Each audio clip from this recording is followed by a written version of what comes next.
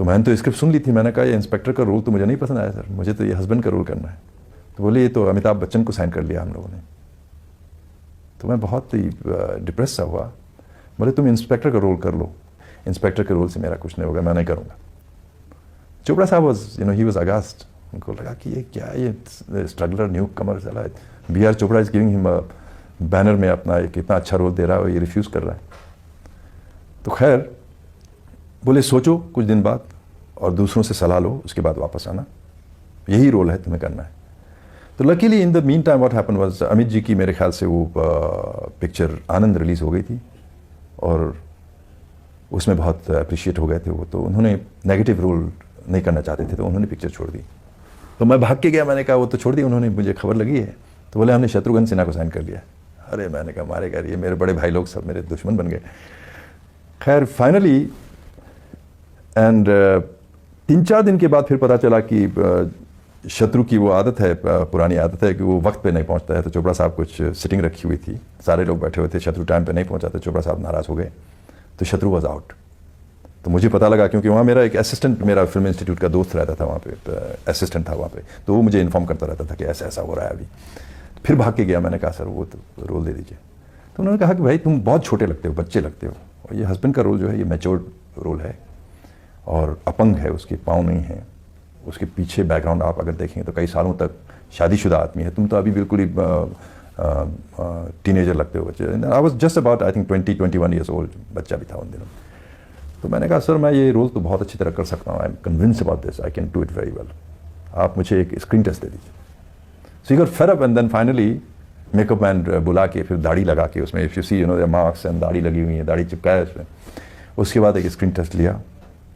Screen test लेने के बाद उनको फिर कन्विंस हो गए वो कि हाँ ये लग सकता है और कर सकता है। कुछ सफ़ेदी लगा ली, सफ़ेद बाल को चिपकाए, इधर उधर कर कराए, and that is how I got into this धुंध। और धुंध रिलीज़ हुई, उसके बाद तो वो पिक्चर अच्छी चली और मेरी बहुत तारीफ़ हुई। उसके बाद he was responsible for making me into star. और चोपड़ा साहब, हाँ दूसरी बात, फिर पिक्चर जब रिलीज़ हुई तो एक अफवाह फैल गई कि इंडस्ट्री में कि ये सिक्किम का लड़का है, इसको तो हिंदी बोलना नहीं आता है और इसका जो डायलॉग है ये डायलॉग जो है किसी और ने डबिंग किया हुआ है, ऐसी कुछ अफवाहें फैल गई। और दूसरी बात ये थी कि वो जो प्लेट फेंकने का जो शॉट था उस फिल्म में, that I suggested, I read the script and I said this guy must be introduced and before hand. तो मैं बार बार उनके पास शूटिंग के दौरान जाता था, उनको बोलता था कि चोपड़ा साहब वो उसको इंट्रोड्यूस कर दीजिए, वो शॉट ले लीजिए, एक ही शॉट चाहिए मुझे, मैं प्लेट फेंकता हूँ, प्लेट टूट जाता है। तो मेरे ख्याल से तंग आ गए थे मेरे मुझसे कि ये नया लड़का बार बार तंग कर रहा है। And he was quite, I think the unit was quite fed up also. तो एक जोक बन गया था, जैसे डिनर पे बैठे हैं तो बोले कि ये हाँ भाई डैनी अभी क्या सोचा है और आगे क्या क्या इंप्रूव हो सकता है स्क्रीन प्ले में, ऐसे जोक बन गए थे, सब लोग मुझे चिढ़ाते थे। तो मैंने कहा मुझे कन्विंसिंग लगा कि ये अगर कैरेक्टर इंट्रोड्यूस हो जाता तो बहुत ही अच्छा एक शॉट होगा। Then finally one day Chopra साहब was packing up to go to see a location around 4 o'clock it was, I remember. फिर मैं भाग के पहुंच गया, मैंने कहा सर वो शॉट तो ले लीजिए। तो he got fed up and he said, धर्म जी, उनका छोटा भाई जो कैमरामैन है धर्म चोपड़ा जी, उनको बोला धर्म यार ये कब से ये दिमाग खा रहा है, ये कुछ शॉट की बात कर रहा है, पूछ लेना इससे, तुम लोग ले लेना। Then he turn back and told me, देखो ये शॉट रहेगा या नहीं रहेगा इसका कोई गारंटी नहीं है, तुम शॉट ले लो जो कुछ करना चाहते हो और दिमाग मत खाओ। और चले गए वो लोग। फिर धर्म चोपड़ा जी अपना पान खा रहे थे, उन्होंने कहा ऐसे करके, फिर क्या शॉट है रानी, ऐसे बोले। तो मैंने कहा सर ये मैं घूमूंगा और ये प्लेट फेंकूंगा और कैमरा के ऊपर प्लेट फेंकूंगा, तो कैमरा तोड़ देगा तू, मतलब टूट सकता है। तो उन्होंने वो कैमरे के सामने ऐसे रॉड्स लगाए, फिर रॉड्स के ऊपर और नीचे फिर रॉड्स लगाए, ऐसे करके उसको सेव किया। प्लास्टिक प्लेट जो मैंने मंगवा के रखा था अपने पास पहले से, फिर टर्न किया और मारा उसको, and that shot became so popular. In fact release के बाद प्रेस वालों ने इतनी तारीफ़ की उस शॉट की और चोपड़ा साहब की तारीफ़ हो गई बहुत। तो but now the man, you know Chopra साहब, why I respect him so much, उन्होंने प्रेस कॉन्फ्रेंस बुलाई और प्रेस वालों को ये बताया कि ये जो आवाज़ है, इसकी जो वॉइस है, ये इसकी अपनी आवाज़ है, और सेकेंडली वो जो जिस शॉट की आप लोग तारीफ़ कर रहे हैं ये इस लड़के ने लिया। So that is B R. Chopra. हाँ, मैंने उनके साथ, राजकुमार जी के साथ बहुत फिल्मों में काम किया और काफ़ी सक्सेसफुल फिल्मों में भी काम किया हम लोगों ने साथ में। तो उसी फिल्म के दौरान मिलना जुलना होता था। 1-2 बार उनके घर भी गया हूँ, जुहू पे, उनका विस्परिंग विंडोज़ ऐसा कुछ नाम है उनके। तो वहाँ भी साथ में बैठ के जाम भी पिए हैं हमने।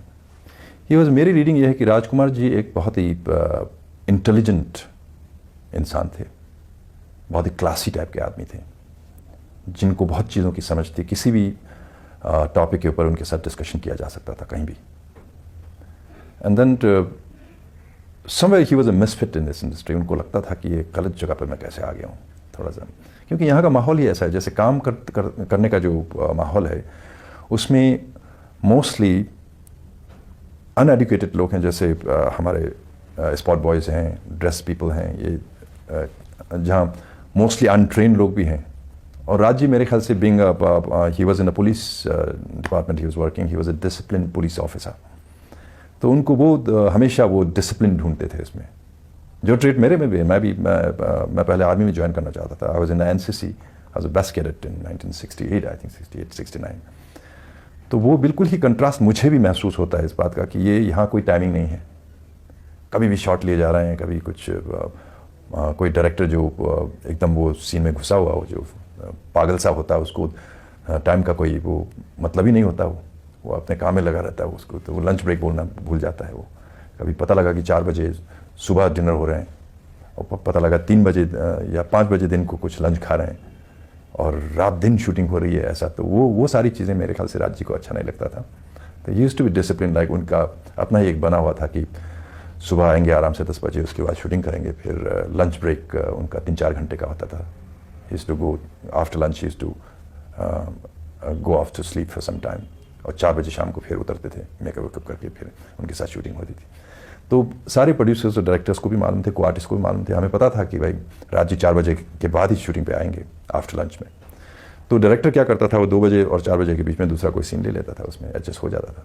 और नाइट सीक्वेंस होती थी, जैसे कई बार होल नाइट करते हैं लोग, रात भर शूटिंग करते रहते हैं, बारिश में भीग रहे हैं या फाइट चल रही है रात भर।